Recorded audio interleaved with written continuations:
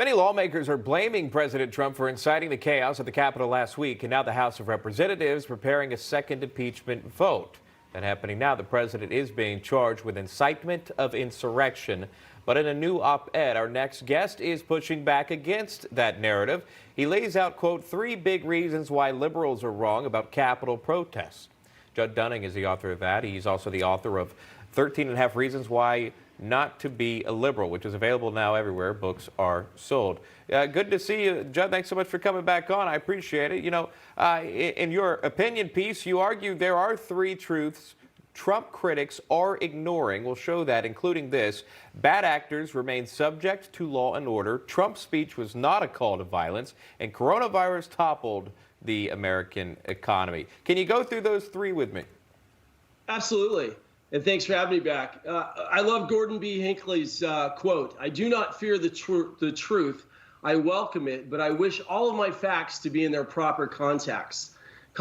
And conservatism is about context. It's about natural law as it relates to our Constitution and to our history.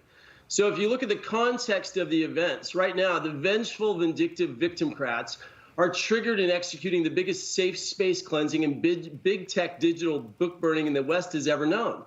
I mean, look, these ultra spiteful people are making a list. They're checking it twice on who they're going to cancel and who they want to harm right now. Why? Because they don't have a platform. So if I could have added that to the book, that's the other, to the op-ed, that's the one thing I would have added.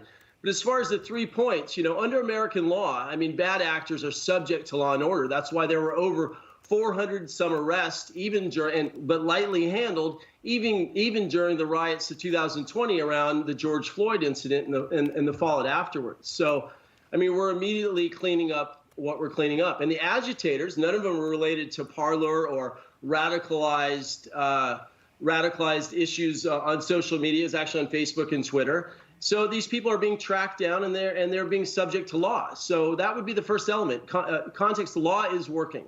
Yeah, the charge for the president for the article of impeachment is incitement of insurrection.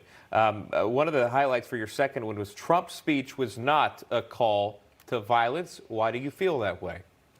Well, you know, interesting enough, this morning, Republican who was just on the Hill, Rep. McGovern, just said that words have consequences in the impeachment hearing, and they do. And that is why I'd actually blame the media first for saying false, baseless, and conspiracy-based rather than alleged voter integrity investigations. That's what fueled the anger of this. And then if you looked at Trump's, we were FaceTiming people there. It was warm and lovely for most people. There were some agitators that got out of control. But go back to why people were angry. And then the president came out, quickly called for peace, told people to go home responsibly. And then afterwards, he called for a peaceful transition on the page, just like the call to Russia. If you read the transcript on the page, not the hyperbole that's running around, the dramatic qualities of how the left battles, that he actually had a great and measured response. Yeah, the final point was coronavirus toppled the American economy. I got about 30 seconds for you. What do you mean by that? Yeah. Listen, I mean, look, any great Democrat would say, hey, thanks for the coronavirus, loyal, even though it's tragic and all the loss of life, because we had absolutely no chance of winning in February of last year. So they won through what we call a medical tragic aberration versus a merit-based debate. People didn't even wait for the debates. They sent in their ballots prior.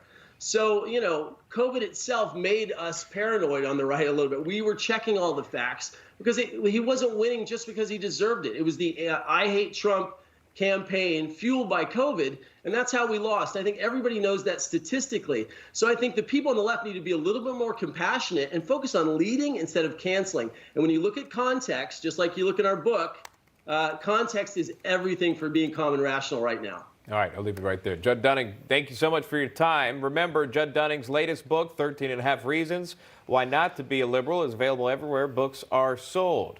Or save some time, and you can head to the link on your screen there. It will take you directly to order it on Amazon today. That'll go straight to Amazon's page to order the book.